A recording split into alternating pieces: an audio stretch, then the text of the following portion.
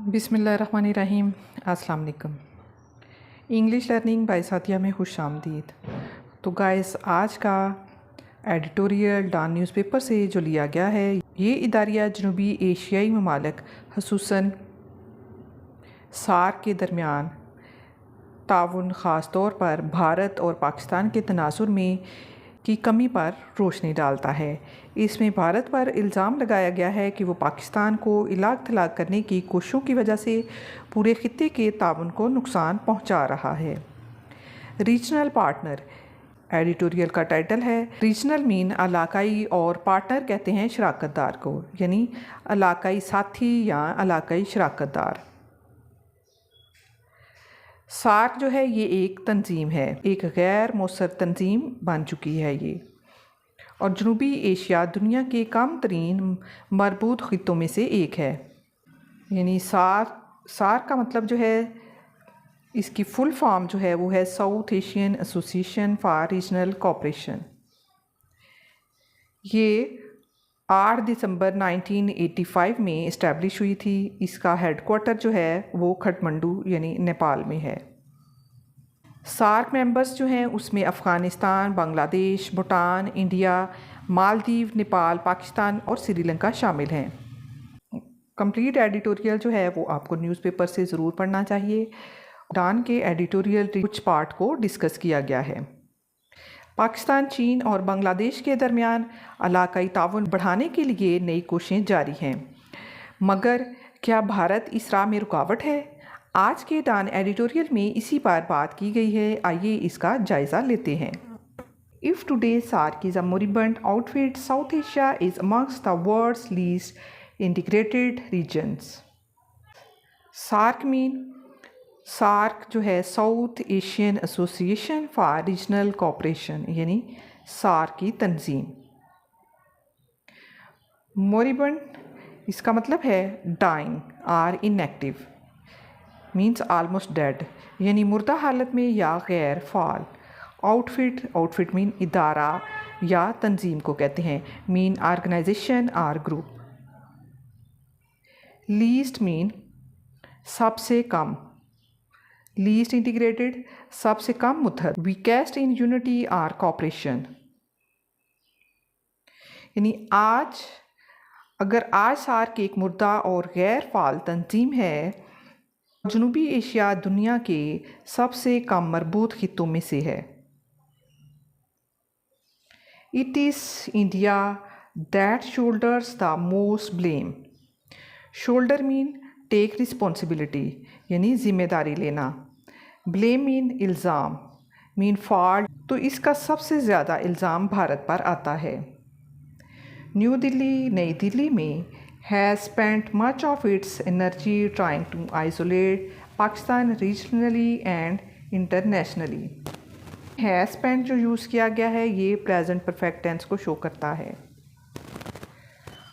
और इसमें जो जैरन फ्रेज है ट्राइंग टू आइसोलेट पाकिस्तान, ये जैरन फ्रेज है। रिजल्ट क्लास जो है has become dysfunctional as a result, ये इसका रिजल्ट क्लास है। हैज़ स्पेंट यानी सर्व किया है।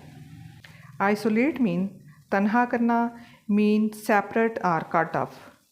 रीजनली इसका मतलब है इलाकाई तौर पर, within the reason. Internationally it means आलमी सतह पर, at the global level. Dysfunctional it means नकारा या गैर मौसर, यानी not working properly. Ill advised it means नाकस, यानी अनवाइज और पुअरली थॉट आउट। नई दिल्ली ने ज़्यादातर तवानाई पाकिस्तान को इलाकाई और बैन अल-अक़वामी सतह पर तन्हा करने में सर्व की, और नासमझी कोशिशों के नतीजे में सार्क गैर मौसर हो गई। India is welcome to rearrange with Pakistan and reviving SAARC can be a priority. इसका ग्रामर ब्रेकडाउन पढ़ते हैं। इसमें इज़ वेलकम टू ये पैसिव पोलाइट एक्सप्रेशन है, और जो इसका मॉडल स्ट्रक्चर है वो कैन बी अ प्रायोरिटी, ये मॉडल स्ट्रक्चर में आता है। Welcome to, invited, or allowed to. Welcome to का मतलब है इनवाइटेड आर अलाउड टू, यानी खुश आमदीद या इख्तियार रखता है। रीअरेंज्ड मीन दोबारा ताल्लुक़ कायम करना। It means reconnect or interact again. Reviving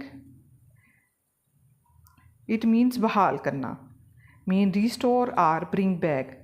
priority mean तरजीह। इम्पॉर्टेंट गोल आर फोकस, यानी भारत को खुश आमदीद कहा जाता है कि वो पाकिस्तान के साथ ताल्लुकात बहाल करे और सार्क को तरजीह दे। यानी तो welcome to join effort by Pakistan.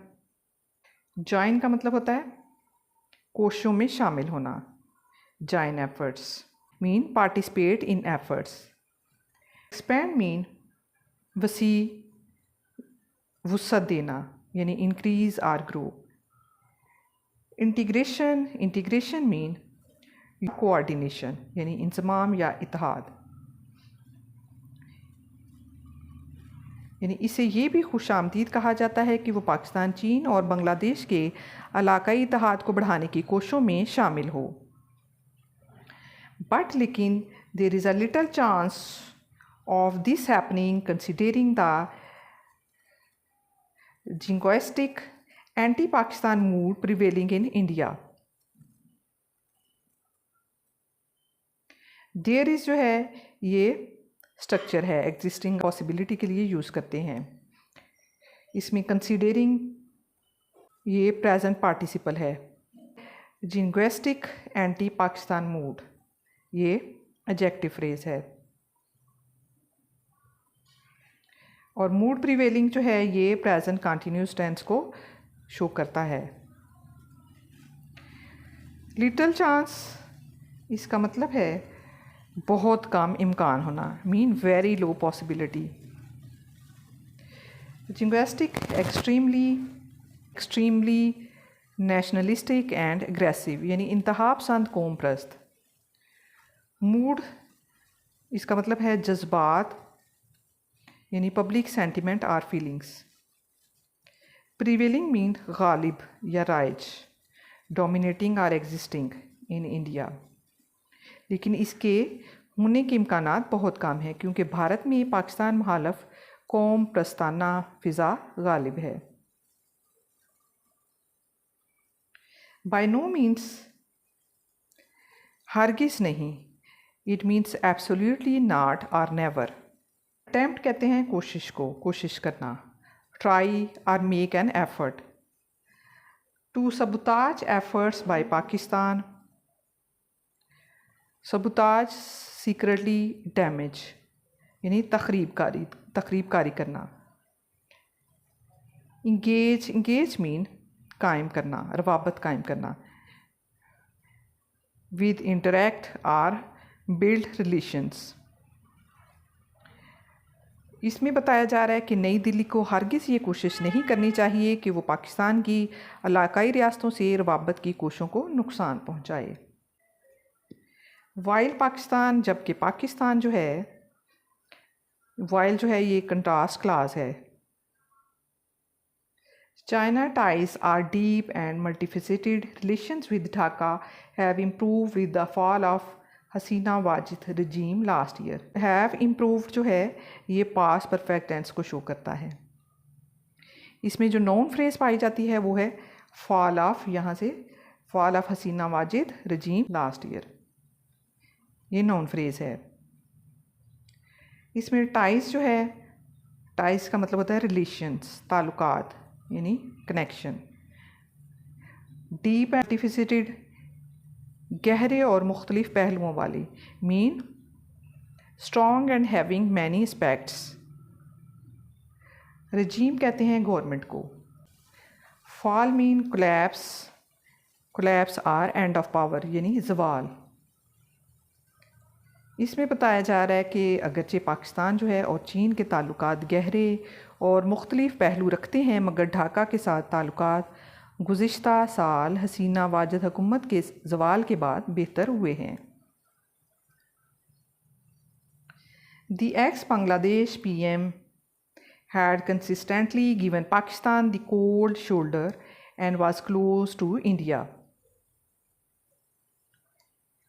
इसमें had given जो है ये past perfect tense को शो करता है और इसमें idiom जो है give the cold shoulder, ये idiom है इस सेंटेंस में. The cold shoulder and was close to India ये सिंपल पास्ट टेंस को शो करता है. एक्स बांग्लादेश पीएम, इसका मतलब है साबिक वज़ीर आज़म. कंसिस्टेंटली मीन मुसलसल, repeatedly or regularly. Cold shoulder इसका मतलब है नज़रअंदाज करना, मीन इग्नोर आर निगलेक्ट. साबिक बांग्लादेशी वज़ीर आज़म जो है उसने मुसलसल पाकिस्तान को नज़रअंदाज किया और वो भारत के करीब थी. यानी इसमें हसीना वाजिद के मतलब बात की जा रही है. The positive momentum should be maintained through bilateral and multilateral mechanism and it is hoped that the new dispensation that comes to power in Dhaka. इसमें पॉजिटिव मोमेंटम जो है इसका मतलब है मुस्बत रफ्तार, पेशरफ, प्रोग्रेस और पॉजिटिव ट्रेंड. शुड भी होना चाहिए. Maintained mean keep going, mean बरकरार रखना. Bilateral it means between two countries, यानी दो तरफा. मल्टीलैटरल मैकेनिज्म, मल्टीलैटरल कसीरुल जहती, mean involving multiple countries. Mechanism कहते हैं सिस्टम को, मीन मेथड, तरीक़ाकार. And it is hope that the new dispensation mean हुकूमत या इक़्तिदार का निज़ाम, mean government, ruling system. Comes to power इक़्तिदार में आना, mean gains leadership. Dhaka after elections next year continue to improve ties with Pakistan.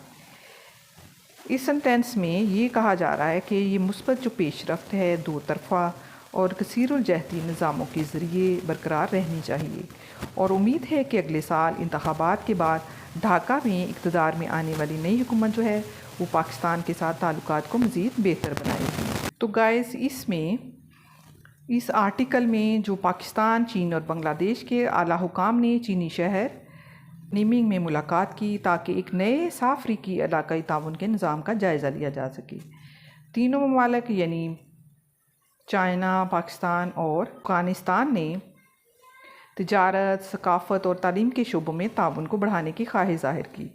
चीन की कोशिश है कि वो इलाकाई ममालिक के साथ ताल्लुकात में वुसअत लाए कि पाकिस्तान और अफ़गानिस्तान के दरमियान हालिया ताल्लुकात की बेहतरी से भी ज़ाहिर होता है. अलबत्ता भारत के बास हल्के इस इजलास को सार के मुतबादल तौर पर देख रहे हैं जिसकी चीन ने तरदीद की है. तो ये था आज का आर्टिकल. तो गाइस वीडियो को लाइक करें, शेयर करें और चैनल को सब्सक्राइब कर दें. और जिस चीज़ की आपको जो चीज़ आप समझना देखना चाहते हैं तो कमेंट बॉक्स में ज़रूर बताइएगा. मिलते हैं नेक्स्ट वीडियो में. Thank you so much for keep watching and keep learning guys.